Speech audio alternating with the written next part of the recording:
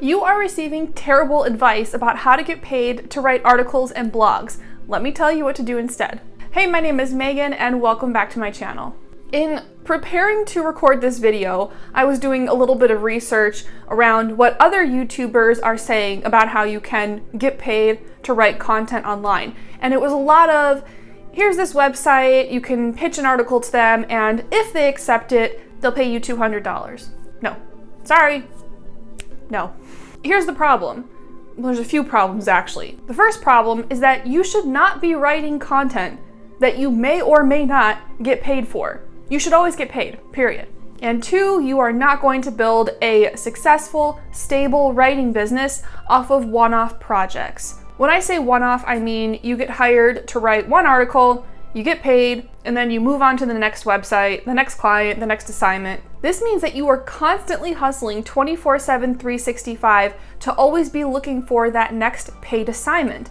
Does that sound like fun? I'd rather get a cavity filled than have to constantly look for new clients. What you need then are clients that have a consistent long-term need for a writer, and you can charge them every month for the work that you produce. Look at it like this and tell me which you would prefer. Do you want to have to find 5 new websites every single month that each promise to pay you $200 for an article, or would you prefer one client who pays you $1,000 every single month? Go ahead, I'll wait.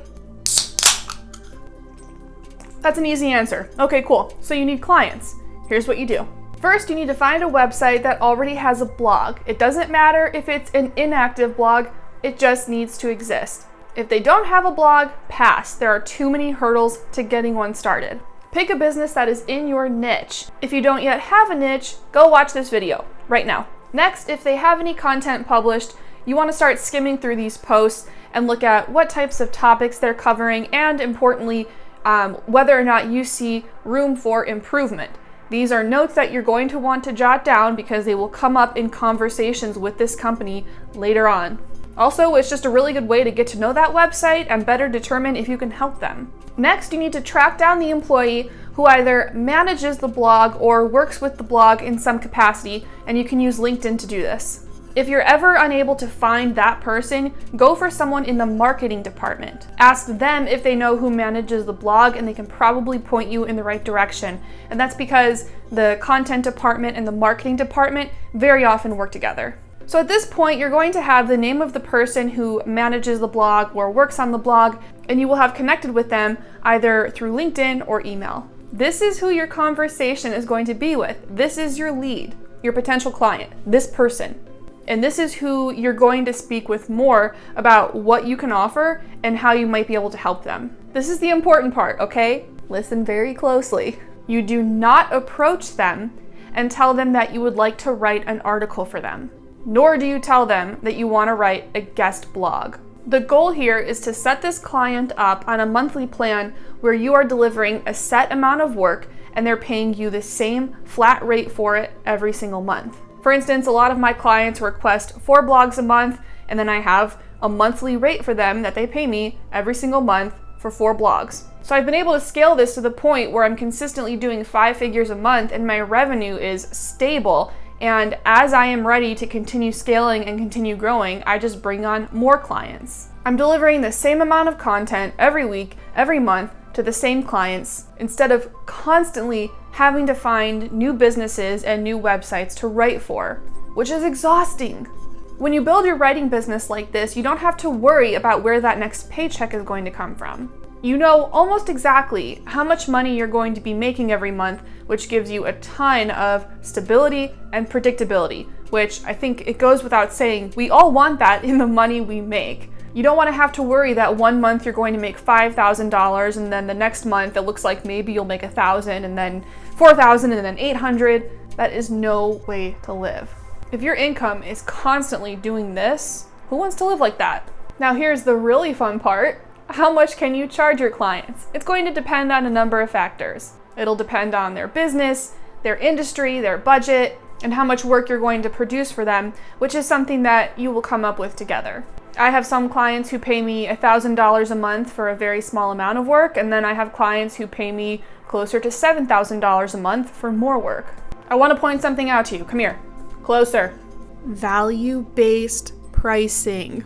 You do not charge your clients purely based on word count or how long it's going to take you to write that content. You need to factor in word count and the time it's going to take and the expertise that you bring to the table. I work with a lot of fitness brands because I have a background in competitive weightlifting. I know this industry very well, certainly better than writers who write about everything. I know the language and the culture, so I charge a lot more for that knowledge and experience and expertise. That makes me valuable. You're gonna do the same thing, okay? If you wanna build a business as a writer, then you need consistent revenue. This means that one-offs aren't going to cut it. I'm not telling you not to do them. If you see a good opportunity or you want to make a little extra side cash or you have the opportunity to get published on a platform that you really love, go for it. What I'm saying is do not rely on those types of assignments to support yourself and make tons of money writing because it's not going to happen. You will have a very hard time. Don't make it harder than it needs to be. I love money and I love writing. You know what I really love? Making money writing. If you want to build a career writing like I have, good news. I'm your new business coach. You can make as much money as you want writing articles. There are no limits. Where most professionals get stuck is that they think in order to make money writing, the only thing that you need to know how to do is write, which is half of the equation. But the other half is you have to know how to go out and land clients. And that's where I come in. If you're interested in possibly enrolling in my program, Revenue Spark, and learning exactly how I earn 6 figures a year as a writer, then just scroll down below this video and click on the link that I've provided. You can learn more there, and if you're ready to take action, you can enroll. I'll see you on the inside. Thanks so much for sticking around. If you are still here, please give this video a thumbs up and subscribe to my channel. Tell YouTube that you like my content so that I can reach more people. If you have any questions, drop them in a comment. I always try to respond, and I'll see you in the next video.